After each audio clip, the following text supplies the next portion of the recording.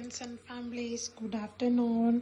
இன்னைக்கு நம்ம வீட்டில் என்ன சண்டே ஸ்பெஷல்னு பார்த்துடலாமா? வாங்க பார்க்கலாம். சுட சுட சாதம், ஒயிட் ரைஸ், சங்கரா மீன் குழம்பு, சங்கரா மீன் போட்டு குழம்பு, ரசம், சூடான ரசம்,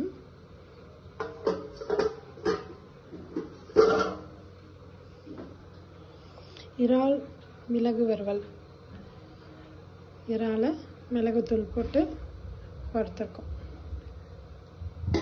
அப்புறம் இந்த காப்பர் ஜக்கில் தண்ணி குடித்தா ரொம்ப நல்லதுன்னு சொல்கிறாங்க.